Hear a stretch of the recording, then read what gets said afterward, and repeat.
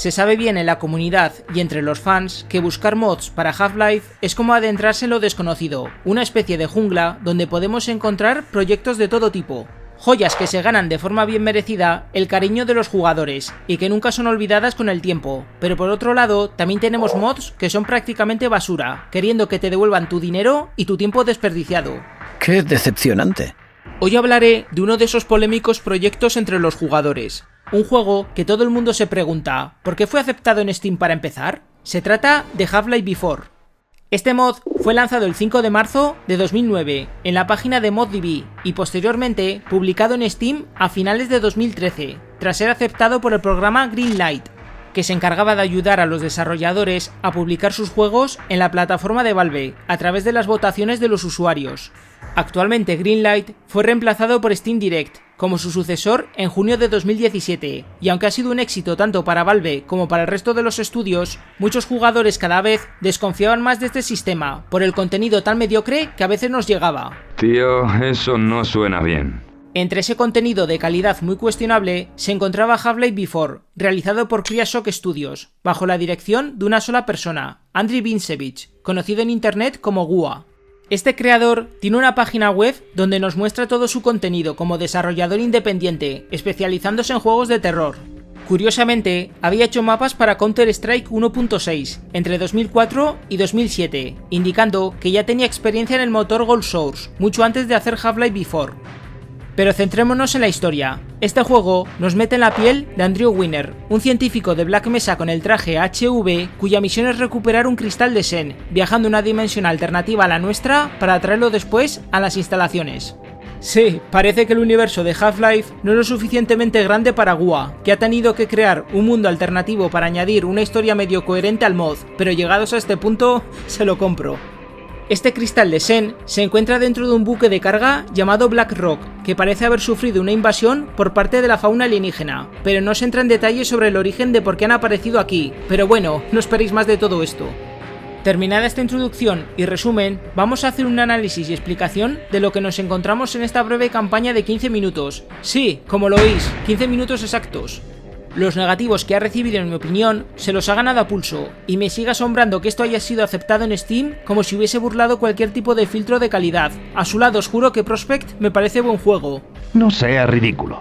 Todo se debe a lo mal explicado que está Before. Su escasa duración no da para cubrir una historia, y todo ocurre demasiado deprisa. Solo contiene 3 niveles, uno es la zona del barco, otro la batalla final y el último los créditos.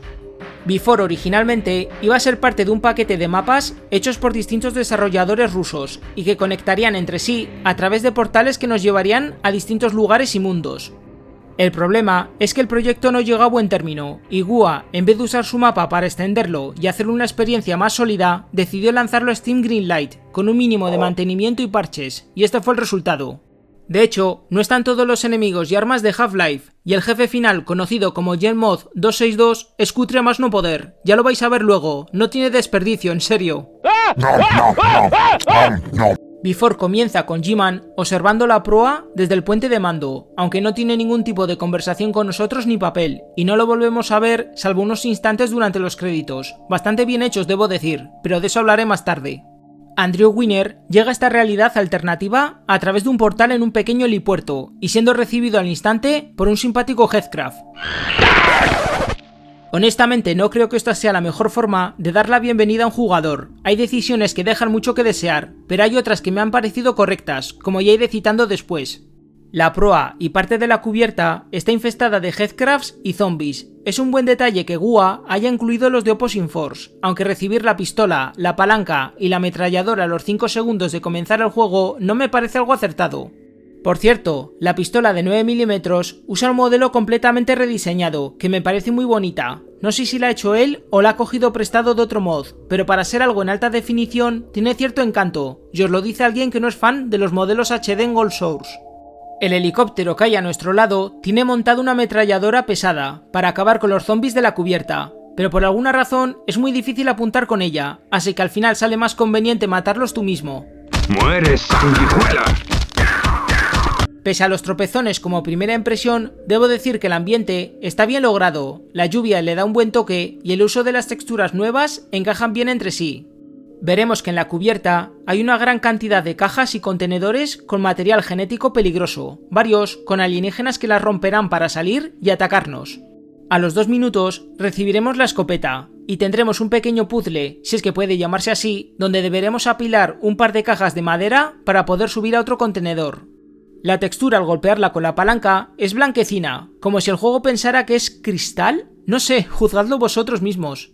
También tendremos que destruir una caja explosiva para hacer caer un mástil, ya que más tarde tendremos que volver sobre nuestros pasos para la batalla final. La entrada al puente de mando está protegida por varias torretas. Casi diría que esta fue la única parte medio desafiante del mod, pero caen fácilmente usando la pistola y con algo de paciencia. Por razones misteriosas que van más allá de mi entendimiento, hay una rata entre varias vísceras, repitiendo la animación donde muere continuamente. Esta breve sección intenta recrear una atmósfera incómoda, con algún alienígena tratando de destruir una puerta sin éxito y con el Gen Mod devorando poco después a un superviviente del barco, en un ascensor. En el puente de mando tendremos que acabar con 3 soldados EQ, con pantalones y uniformes distintos a los que ya conocemos. El mod tampoco nos explica qué hacen aquí.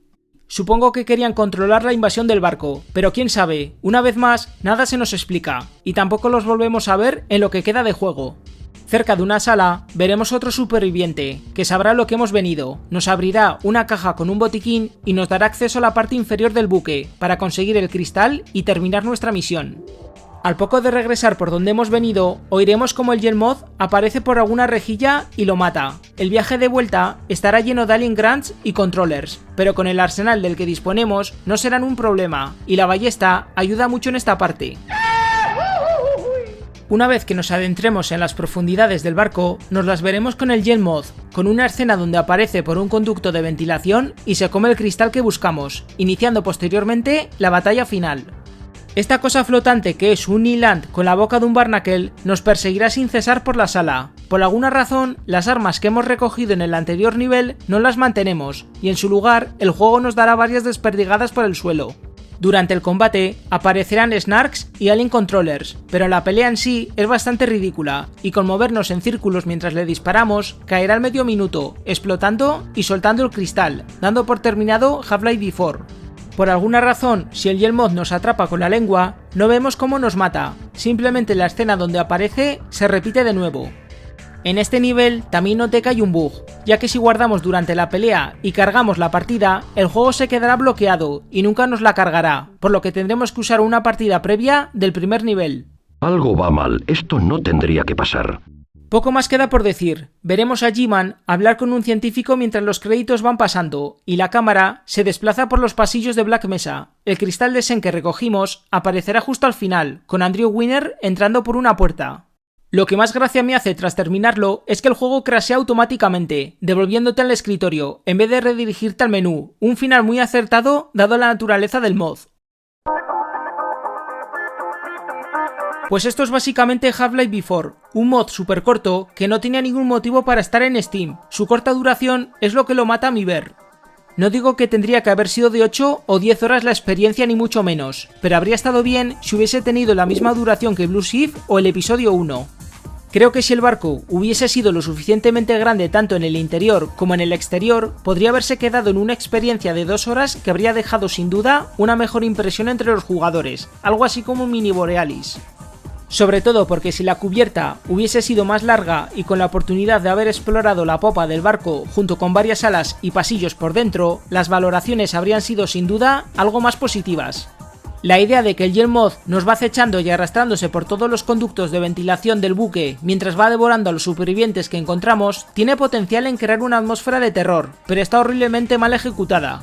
Es que no da tiempo suficiente a crear una tensión e inmersión en el jugador. Before escala tan deprisa que a los 5 minutos de empezar ya has visto a todos los enemigos básicos del original Half-Life. Solo vemos como 4 soldados EQ y ni sabemos qué hacían ahí para empezar. Es más, la escena final de los créditos podían haberla aprovechado como parte del interior del barco, por añadir unos minutos más de gameplay. Es lo que más me frustra de este mod, ya que cuando empiezas a disfrutarlo, se termina de golpe. Before es completamente gratis, y solo necesitas tener Half-Life instalado en Steam. Lo bueno es que acabarte este juego solo te llevará un cuarto de hora de tu vida, pero dependiendo de cómo te sientas con el final, quizás quieras pedirle a su creador que te devuelva tu tiempo invertido. Con todo lo dicho previamente, no podría darle más de un 2 de nota. Vaya mierda.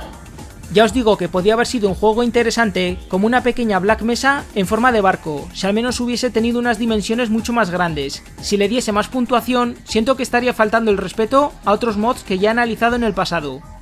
Before también tiene nuevas melodías que encajan bien con los momentos donde suenan. No son nada del otro mundo, pero están ahí y cumplen con su trabajo de ofrecer ambiente. No sé, diréis que estoy siendo algo duro con el juego. Sé que es gratis después de todo, pero al menos esperas una aventura que te lleve a terminarla un par de tardes con calma, y al final lo que obtienes es una demo, dejándote una sensación de ¿qué demonios acabo de jugar? Quién sabe, seguramente se llame Before porque te lo vas a pensar 2 veces antes de querer descargarlo, independientemente de si es gratuito. Mi más sincero agradecimiento a los siguientes miembros del canal por su apoyo y como siempre, gracias por ver, espero que hayáis disfrutado de este análisis y nos vemos en el siguiente vídeo, gente. Hasta la próxima.